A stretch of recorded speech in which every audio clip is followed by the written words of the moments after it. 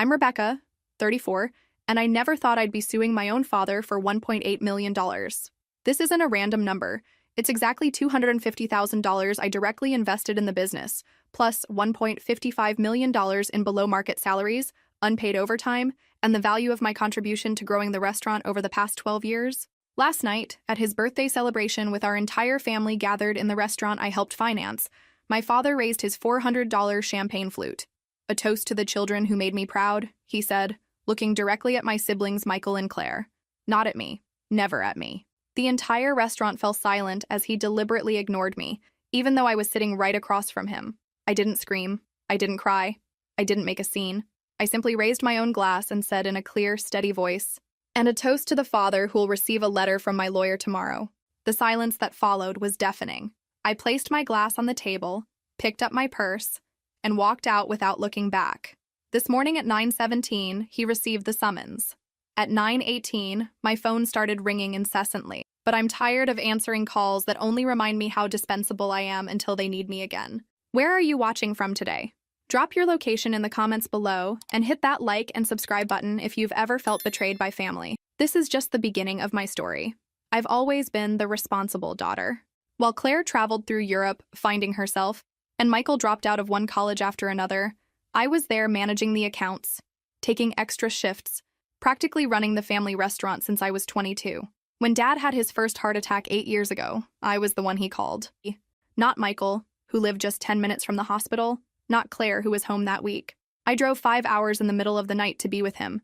I spent 3 months rearranging my life to take care of him and the restaurant. "Rebecca, you're my rock," he'd say. "What would I do without you?" What would he do?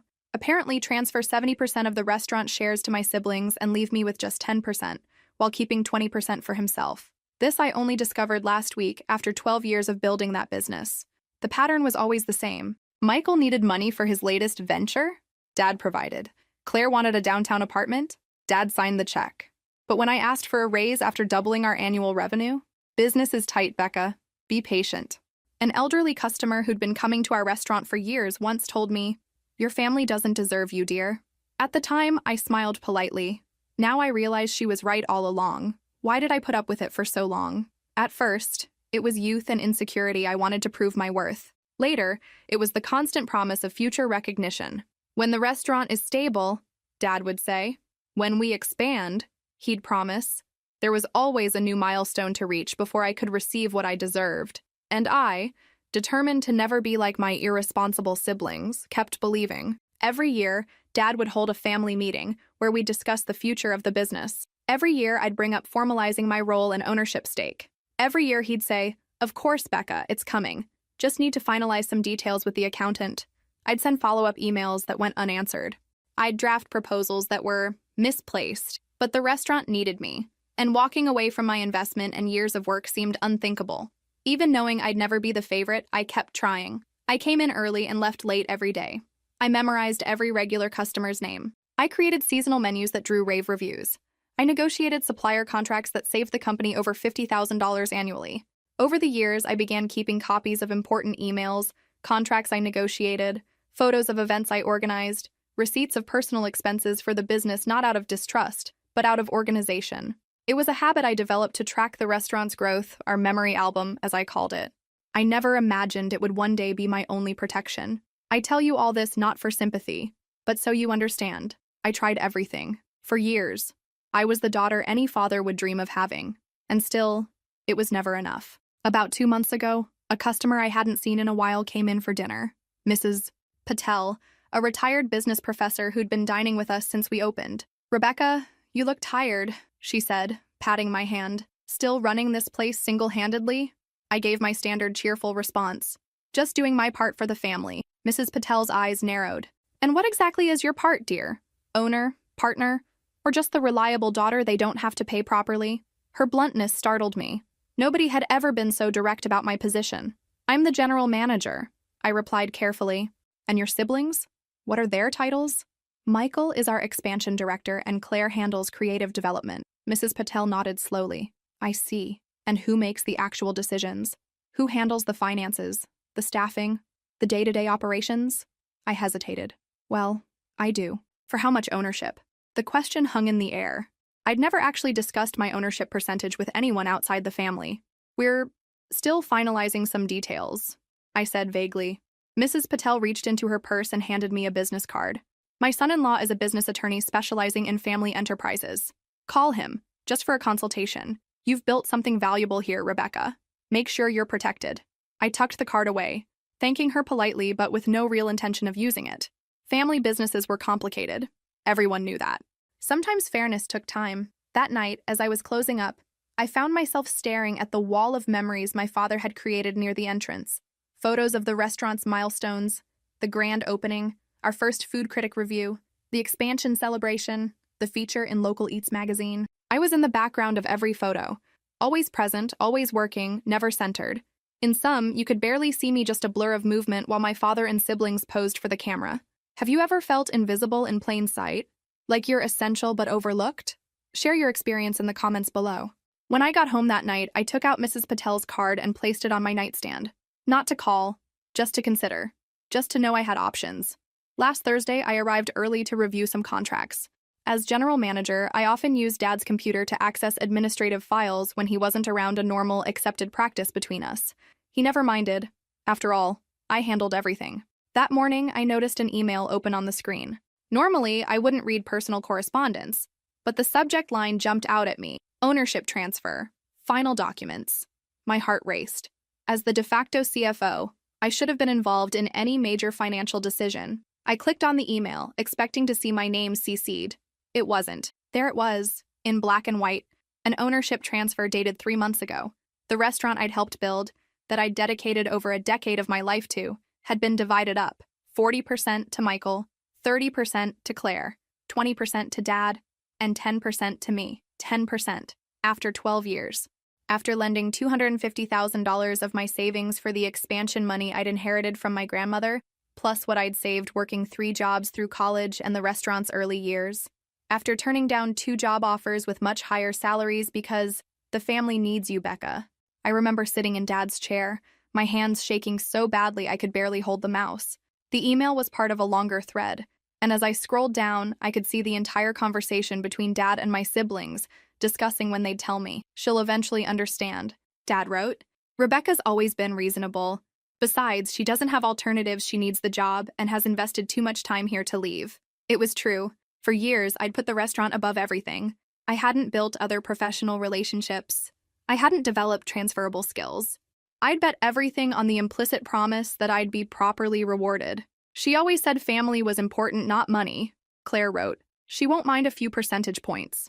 Michael was the most direct. She already gets a salary. We don't need to split the business equally. She'll always be here anyway. Reasonable. This word haunted me for the rest of the day as I smiled at customers, instructed staff, and pretended my world hadn't just crumbled. My phone buzzed with a text from Dad. Working late tonight? It was our code for handle the closing. I'd done it hundreds of times before. I typed back no problem automatically, then paused, staring at those 2 words. No problem. That had been my response to everything for years. Need me to cover Claire's shift? No problem. Michael made a costly mistake? No problem.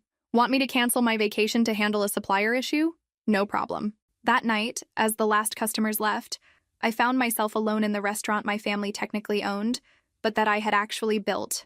I walked through the dining room, touching the tables I'd selected, looking at the walls I'd helped paint, remembering the thousands of customers I'd personally served. For the first time, I let myself feel the full weight of the betrayal. Not just the unfair distribution of shares, but the years of taking my dedication for granted, the casual dismissal of my contributions, the absolute certainty they had that I would accept whatever scraps they offered because I had nowhere else to go. I didn't sleep that night, or the next.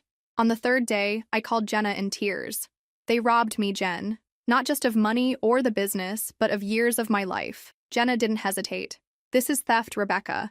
Not just morally, but legally. You invested money in that place. You have contracts. You have rights. It was the first time anyone had validated what I was feeling. This wasn't just family hurt or a misunderstanding. It was betrayal. It was theft. It was something I didn't have to accept. I think you should talk to that lawyer Mrs. Patel recommended, said Jenna. What do you have to lose at this point? I hesitated. Suing my own family? It seemed unthinkable. Becca, Jenna held my hands. They didn't think twice about doing this to you. Why are you thinking so hard about defending yourself? That afternoon, I met David Michaels, a lawyer who listened to my story with an increasingly outraged expression. I showed him the email copies I'd printed, the receipts of my personal investment transfers I'd kept organized for years, the original contracts that promised equal ownership upon certain performance benchmarks I'd exceeded years ago. "You have a solid case," he said finally, impressed with my meticulous documentation. "Actually, I rarely see clients so well prepared. You have enough evidence to establish there was an implied promise of equal ownership, significant capital investment, and extraordinary contribution to business growth. If you want to move forward, I'm willing to represent you." "How long would it take?" I asked, worried about a prolonged legal battle. "Building the full case will take time," he said honestly.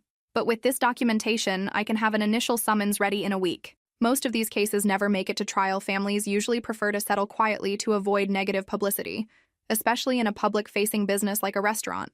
I felt a weight lifting from my shoulders. For the first time in years, I wasn't fighting alone. The next day, I returned to work as if nothing had changed. Dad greeted me with his usual distracted nod. Michael was late, as always. Claire was excitedly telling everyone about her latest brilliant marketing idea, which I'd actually suggested months ago, and had been dismissed. I smiled and nodded and played my part. But something had shifted inside me. I was no longer the dutiful daughter desperate for approval. I was gathering evidence, building my case, and planning my exit. During my lunch break, I met with David again to go over additional details. "What exactly are you seeking?" he asked. "Equal ownership? Financial compensation? Both?" I took a deep breath. "I want fair recognition of my contribution, both financial and professional. That means equal ownership at minimum, back pay for the salary discrepancy, and formal acknowledgement of my $250,000 investment." David nodded, taking notes. "And if they refuse to settle? Then we go to court," I said, surprising myself with my resolve. I've spent 12 years being reasonable. Look where that got me. I continued working at the restaurant for another 3 weeks while planning my next move. They were the longest weeks of my life. Every good morning to my father felt like a lie. Every interaction with my siblings was an act. I began noticing things I'd previously ignored. How Claire took credit for ideas that were mine. How Michael approved unnecessary expenses that I would be questioned about. How my father consulted their opinions on decisions affecting areas I managed. For years, I rationalized these behaviors. They need more approval. Dad just wants everyone to feel included. Now I saw the truth. It wasn't inclusion. It was favoritism. It wasn't family. It was exploitation. David spent those weeks gathering more evidence and building the case. He discreetly interviewed some longtime employees who confirmed my essential role in the business. He reviewed the restaurant finances, which I provided as general manager, showing how profitability soared under my management. He even discovered something I didn't know: my father had used my name as collateral on a loan for the expansion, putting me at financial risk without my knowledge.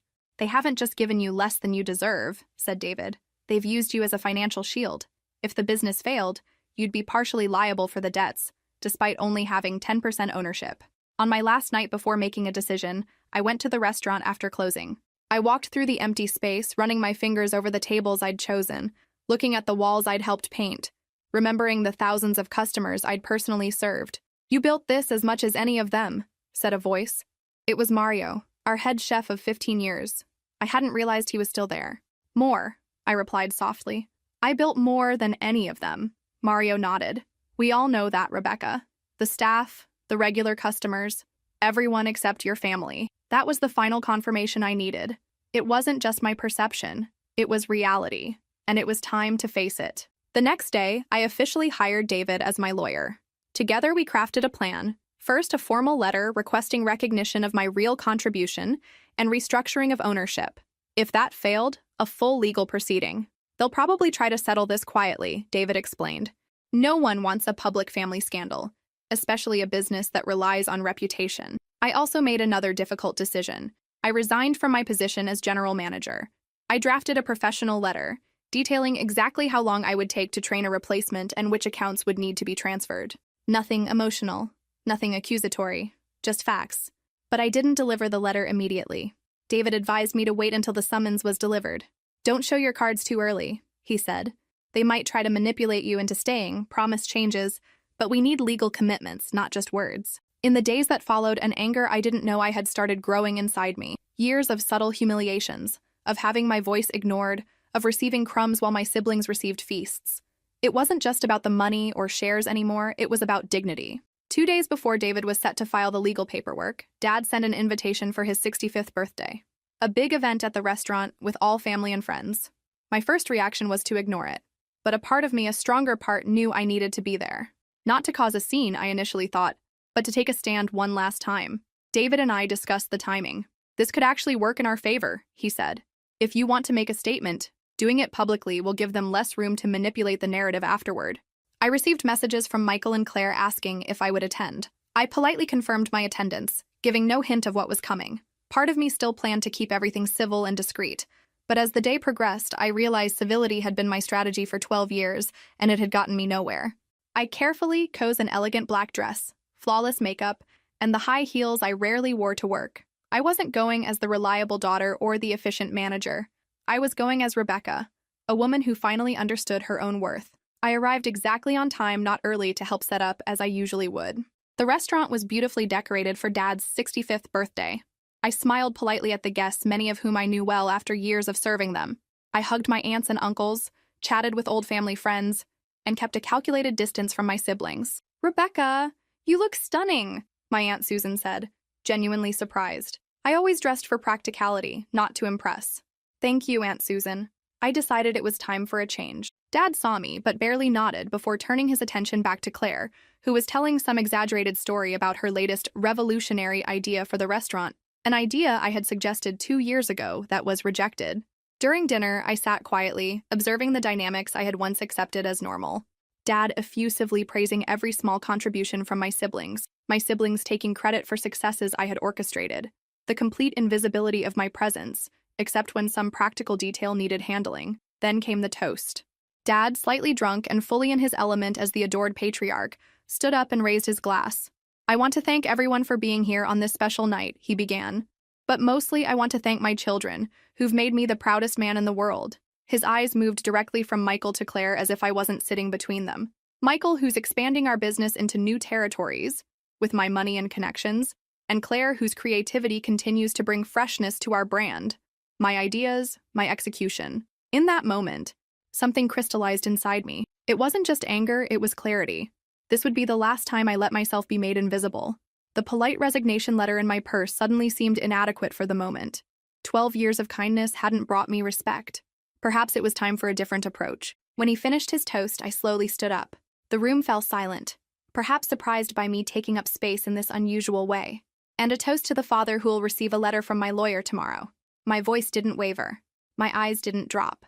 I placed my glass on the table, picked up my purse, and walked out while behind me, chaos began to unfold. My phone started ringing before I even got home. First Claire, then Michael, then Dad, a dozen times each. I turned off the phone and slept deeply for the first time in weeks. The next morning, as arranged, the summons was delivered. At 10:15, Dad showed up at my apartment door, something that hadn't happened in years. "What the hell is this, Rebecca?" he demanded, waving the papers. "Is this some kind of joke?" "No, Dad, it's business. Exactly as you taught me." He entered uninvited, his face red with anger. "After everything I've done for you? This is how you thank me? Everything you've done for me?" I kept my voice calm. "You mean paying me less than I was worth? Or secretly giving the business I built to my siblings?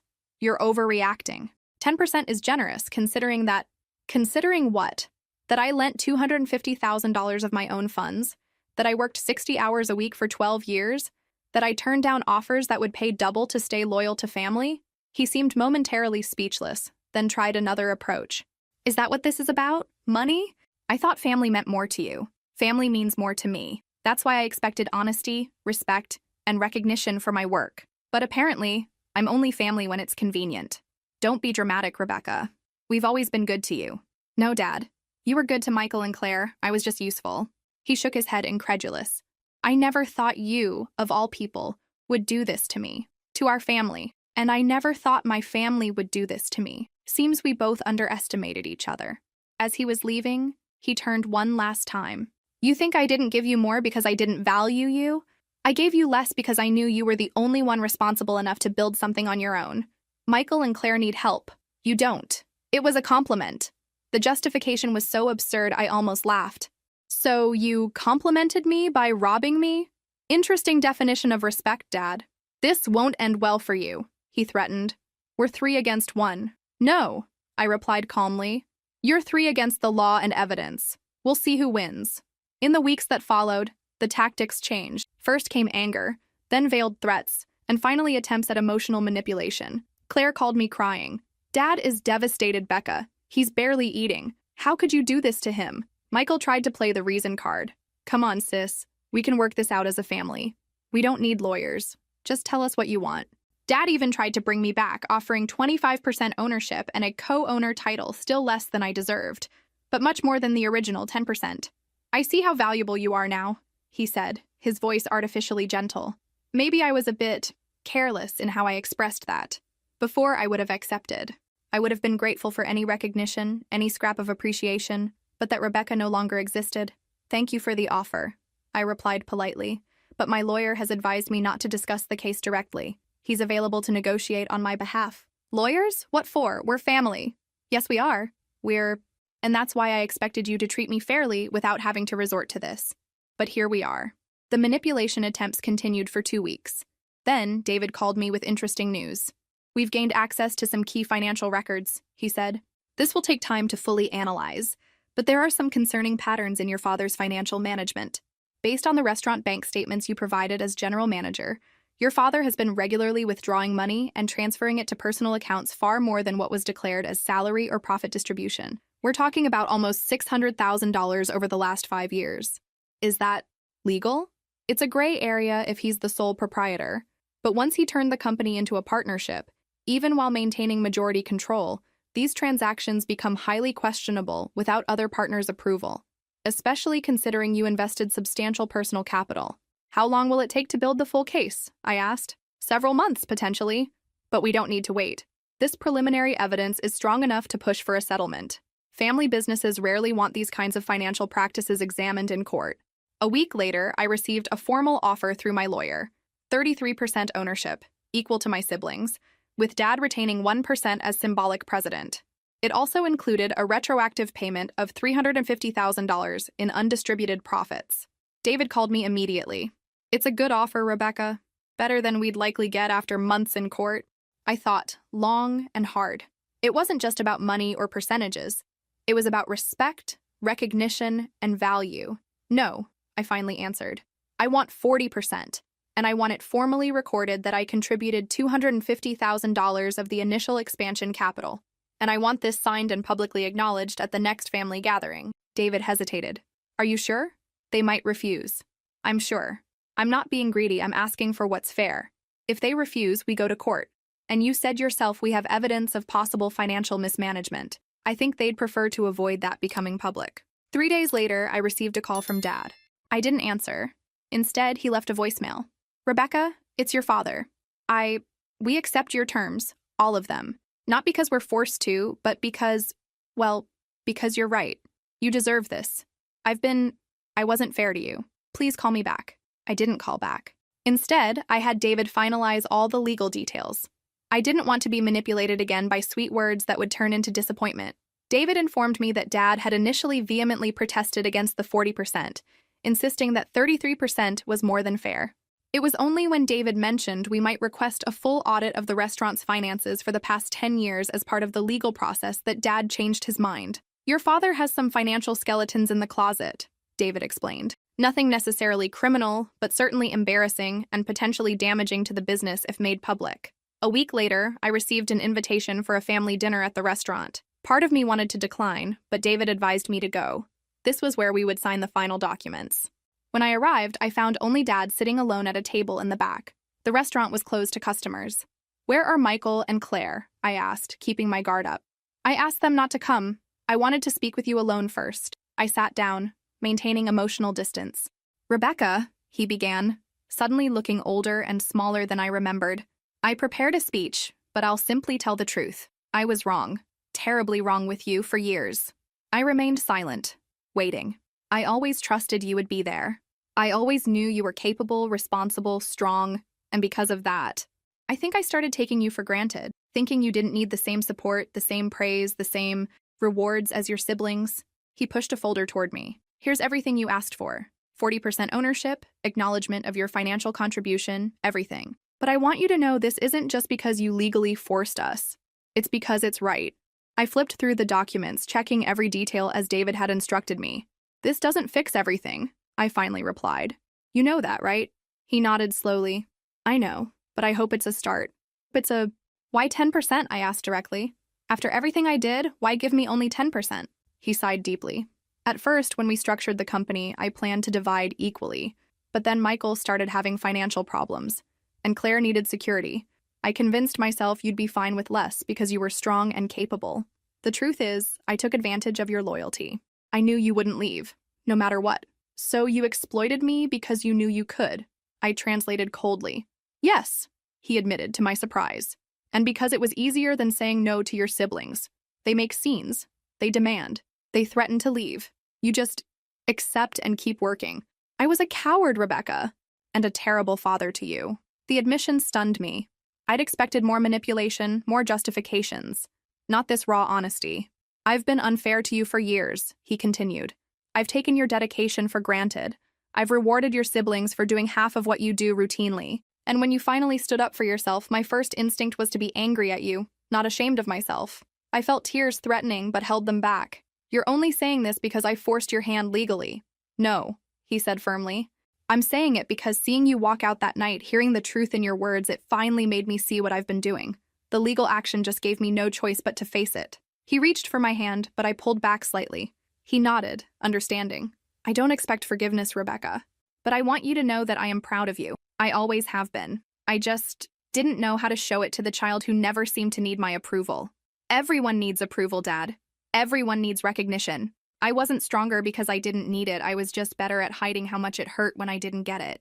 The next day, we held a formal signing with Michael and Claire present. They were subdued, avoiding my eyes at first. Then, as Dad made a short speech acknowledging my contributions and investment, their expressions changed from resentment to something else, perhaps shame, perhaps realization. The 40% ownership was officially recorded, along with my initial $250,000 investment. When the papers were signed, an uncomfortable silence filled the room. Michael broke it first. I didn't realize about the money you invested, about how much you were really doing. Yes, you did, I replied quietly. You just didn't want to know. It was easier that way. Claire's reaction was more emotional. This is ridiculous. You're tearing apart our family over money. Dad's being generous, giving you 40% when 33% would have been perfectly fair. This isn't about money, Claire, I said calmly. It's about recognition. It's about fairness. It's about 12 years of being dismissed and undervalued. You got 30% for what exactly? I'm his daughter, too, she snapped. Yes, you are. And that's exactly my point. We're all his children. But only some of us were treated as valuable. Claire stormed out. Michael lingered, looking conflicted. What happens now? He asked. Now we learn to be business partners, not just siblings, I replied. That means accountability, transparency, and mutual respect. I'm not your employee anymore, Michael. I'm your equal. Over the following weeks, Claire continued to be hostile, making snide comments whenever we had to interact and trying to turn staff against me. Rebecca thinks she's so special now, I overheard her telling one of the servers. Too good to help out like before. Michael's response was more complex. Sometimes he'd be conciliatory, other times defensive. You know, I worked hard too, he said during one meeting. Maybe not in the ways you did, but I brought in new ideas, new connections. I never said you didn't contribute, Michael, I responded. I just said my contribution wasn't properly valued. There's a difference. Dad tried to mediate, but years of enabling my siblings had left him with little authority to change the dynamics now. Give them time, he advised. This is a big adjustment for everyone. I've given them 12 years, I replied. I don't have much more time to give. The transition wasn't easy. I continued working at the restaurant but established clear boundaries. I no longer came in early to handle others' responsibilities. I no longer stayed late to fix problems I hadn't created. I trained 2 assistant managers to take over some of my duties, creating a more sustainable structure. My first real test came when Claire proposed an expensive rebranding that made no financial sense. In the past, I would have worked behind the scenes to minimize the damage. This time, I spoke up directly in the meeting. I can't support this proposal, I said firmly. The ROI projections are unrealistic, and we'd be cannibalizing our established customer base. I recommend we table this until we have more market research. Claire looked shocked. Dad looked nervous. Michael, surprisingly, backed me up. Rebecca's right, he said. The numbers don't add up. Let's revisit this later. That night, Claire cornered me in my office. What was that about? You made me look stupid in front of everyone. No, Claire, I gave my professional opinion on a business proposal. That's what partners do. You've changed, she accused. You're not the same since this whole lawsuit thing. You're right, I agreed. I've changed. I'm not going to pretend bad ideas are good anymore just to spare feelings. That doesn't help anyone, not the business, not you, not me. 6 months have passed since that night at the restaurant. Much has changed. I now work as a restaurant consultant, using my experience to help other family businesses thrive and establish fair structures from the start. I still hold my 40% in the family restaurant, but I rarely show up there. I've hired a representative to attend board meetings on my behalf and protect my interests. The transition wasn't easy. Michael and Claire initially accused me of destroying the family and tried to turn the staff against me. But when the details of the finances came to light, including how much money I had actually invested and how my father had manipulated the numbers for years, the resistance faded. Truth has an undeniable power. My relationship with my family is different. Not broken, but transformed. I've established clear boundaries. I no longer answer 3 a.m. calls about problems they could solve themselves. I no longer accept being everyone's solution while receiving crumbs of recognition. Dad calls me once a week now. Our conversations are sometimes awkward, but honest. He's learning to see me as I really am, not just as the reliable daughter who will always be there regardless of how she's treated. Michael and Claire are still adjusting to the new dynamics. It's strange for them not to have unlimited access to my time, energy, and solutions anymore. But slowly, they're learning to respect me as an equal. Last week, I received an email that made me smile. It was from Mrs. Patel, the customer who had given me her son-in-law's card months ago. "I saw your name change on the company documentation," she wrote. "Finally got the recognition you deserved. I'm proud of you. The biggest lesson I've learned: your worth isn't determined by how your family sees you.